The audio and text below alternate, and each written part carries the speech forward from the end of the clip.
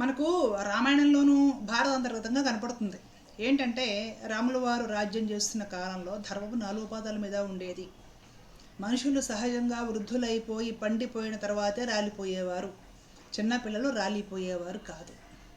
ఎందుకంటే ధర్మం ఆ విధంగా ప్రకాశిస్తూ ఉండేది. పాండవులు రాజ్యం చేస్తూ ఉన్న కాలంలో కూడా వారి రాజ్యం అంతా కూడా ఆ విధంగానే ఉండేది.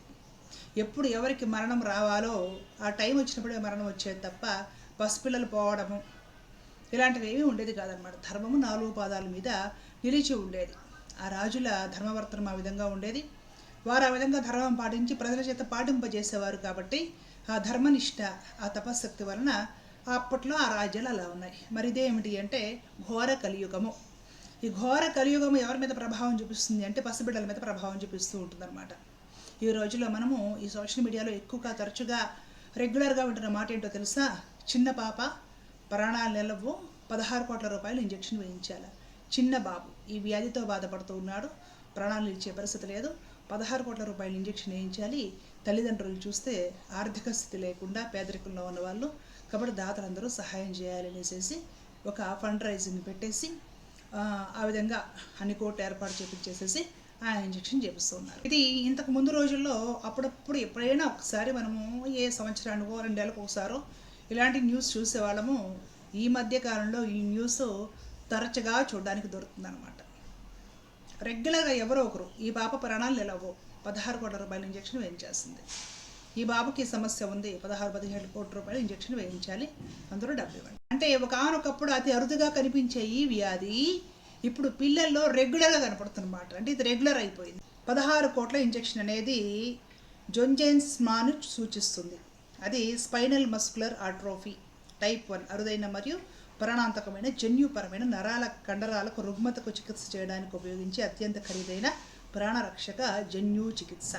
దాని అత్యధిక ధర కారణంగా భారతదేశంలో ఈ మందును ప్రధానంగా భారీ ప్రజానిధుల సేకరణ ద్వారా లేదా తయారుదారు యొక్క గ్లోబల్ లాటరీ వ్యవస్థ ద్వారా ఉచితంగా పొందడం. అంటే ఈ పరిస్థితి వచ్చినప్పుడు ఏంటంటే వెన్నుపాములో మోటార్ న్యూరాన్లపై దాడి చేస్తుందట. దానివల్ల కండరాలు బలహీనపడి చివరకు పిల్లలు కదలడము, మింగడము మరియు శ్వాస తీసుకోవడం వంటి సామర్థ్యాలను కోల్పోతారు. ఇది శిశు మరణాలకు దారితీసే ఒక ప్రధాన జన్యుపరమైన కారణము. దీనికి ఔషధం ఒకసారి ఇచ్చే జన్యు చికిత్స అనమాట, ఒక ఇంజెక్షన్ అనమాట. అది 16 కోట్లు అవుతుందంట. ఆ పరిస్థితి ఉంది. సరే, ఏదో అరుదుగా ఎన్నో సంవత్సరాలలో ఒక పాపకో ఒక బాబుకో ఈ పరిస్థితి బయటపడితే అందరము గ్లోబల్గా ఎట్లాగో ఫండ్ రైజింగ్ పెట్టేసేసి ఇచ్చి చేపిస్తాం. ఎవరి ప్రాణాలు, అందులో పసిపాప ప్రాణాలు పోతూ ఉంటే ఎవ్వరూ చూస్తూ తల్లిదండ్రులిపోతారు అంతే. ఇది ఇప్పుడు రెగ్యులర్ అయిపోయింది. ఇదే సమస్య అయిపోయిందన్నమాట. నెలకు ఒకసారో 10 రోజులకు ఒకసారి ఎవరో ఒకరు ఇలాంటివి పెడుతూ ఉన్నారు. ఎన్నిసార్లు అనేసి ఫండ్ రైజింగ్ చేస్తారు. ఇచ్చే దాతలకు కూడా ఏమనిపిస్తూ ఉంటుందంటే ఇంతకుముందు వాళ్ళకి ఇచ్చాము, అంతకుముందు ఎవరికో ఇచ్చాము, ప్రతిసారి ఏమి ఇస్తామలే ఈ ఆలోచనకు వచ్చేస్తారు. ఎవరైనా కూడా ఈ ఆలోచనకు వచ్చేస్తారండి. ఫస్ట్ నేను ఇంట్రెస్ట్, తర్వాత ఎవరికి ఉండదు కదా. ఫస్ట్ ఒకరికి ఇబ్బంది ఉందంటే అందరూ స్పందిస్తారు, తర్వాత అంటే ఓకే స్పందిస్తారు, ఆ తర్వాత ఇక రెగ్యులర్ అయిపోయిన తర్వాత ఇవి రెగ్యులర్గా జరుగుతూ ఉన్నాయిలే, ఎంతమంది కానీ ఇస్తాము అనే ఆలోచన దాతలకు వస్తుంది. దయచేసి దీని గురించి నా విన్నపం ఏంటంటే ప్రభుత్వాలు శ్రద్ధ తీసుకోవాలి. ఒకనొకప్పుడు మొన్నటి వరకు కరోనా వచ్చింది, కరోనాకి వ్యాక్సిన్ లేదు, ప్రపంచం మొత్తం మీద ఎక్కడా లేదు, మరణాలు విపరీతంగా జరుగుతున్నాయి. అప్పటికప్పుడు ఆగా మేఘాల మీద కరోనా వ్యాక్సిన్ కనిపెట్టి వాటిని ఉచితంగా ప్రభుత్వం సప్లై చేస్తుందా లేదా, ప్రజల ప్రాణాలు కాపాడాలనే ఉద్దేశంతో ఆగా మేఘాల మీద పరిశోధనలు చేసి వ్యాక్సిన్ కనిపెట్టి వ్యాక్సిన్లు వేసేసారు. అదేవిధంగా ఇప్పుడు పిల్లల ప్రాణాలు పోతున్నప్పుడు ఈ వ్యాధి ఇప్పుడు రెగ్యులర్ అయిపోయి ఎక్కువ మంది పిల్లల్లో ఈ కేసు కనపడుతూ ఉన్నప్పుడు ఇప్పుడు కూడా ప్రభుత్వం అంతే చొరవ చూపించేసి ఈ జన్యు ఇంజెక్షన్ అనేది తక్కువ ఖర్చులో ఏ విధంగా చేయవచ్చో పరిశోధనలు చేసి తొందరగా చేపించి ఇంజెక్షన్ రెడీ చేయించి అది తక్కువ ఖర్చులో వచ్చే విధంగా ఈ విధమైన వ్యాధులు సంక్రమిస్తున్న పిల్లలకి వీలైతే ఉచితంగా కూడా ఇచ్చే ప్రయత్నం చేయాలి, లేదంటే వీలైనంత తక్కువ ఖర్చులో అయ్యే ప్రయత్నం చేయించాలి. ఆ విధంగా ప్రభుత్వాలు శ్రద్ధ తీసుకొని డాక్టర్స్ చేత పరిశోధనలు చేపించి ఇంజెక్షన్ను కూడా జనబాహుళ్యంలో అందరికీ తేలిగ్గా అందే విధంగా ప్రభుత్వాలే శ్రద్ధ తీసుకుని ప్రయత్నం చేయాలి. 16 కోట్ల ఇంజెక్షన్ అనగానే అక్కడ ఏమీ లేని, తిండికి కూడా లేని ఒక పేద తల్లిదండ్రి బాధపడరా? ఎవరికీ తెలియదు. ఎవరో ఒకరు విద్యావంతులు చూసేసి ఫండ్ రైజింగ్ పెట్టాలని సామాజిక మాధ్యమాల్లో పెడతారు. ఎంతమంది ఇస్తారు? 1-2 కేసులకి ఇస్తారంటే రెగ్యులర్ అయిపోయి రోజుకొకరు పెడుతూ ఉంటే ఎంతమంది కానీ ఇస్తారు?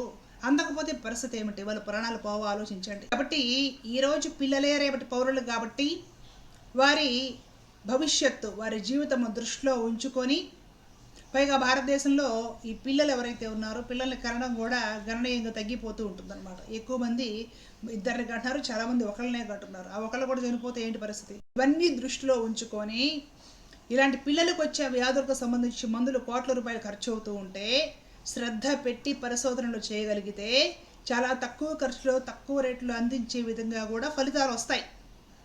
ఆ విధంగా వీటికి సంబంధించిన వ్యాక్సిన్లో టీకాలో ఏదో ఒకటి ముందస్తు ప్రణాళికగా రెడీ చేసి ఆ పిల్లలకి పంపిణీ చేసే ప్రయత్నము ప్రభుత్వాలే తీసుకోవాలి. వైద్య రంగంలో అధికారులు, మంత్రులు ఈ విషయంగా స్పష్టంగా ఆలోచించి ప్రణాళికలు రెడీ చేసి బాలల ప్రాణాలు కాపాడాలి. ఈ విషయం గురించి మీరేమనుకుంటున్నారో దయచేసి మీ అమూల్యమైన అభిప్రాయాన్ని కూడా కామెంట్ సెక్షన్లో తెలియజేయండి.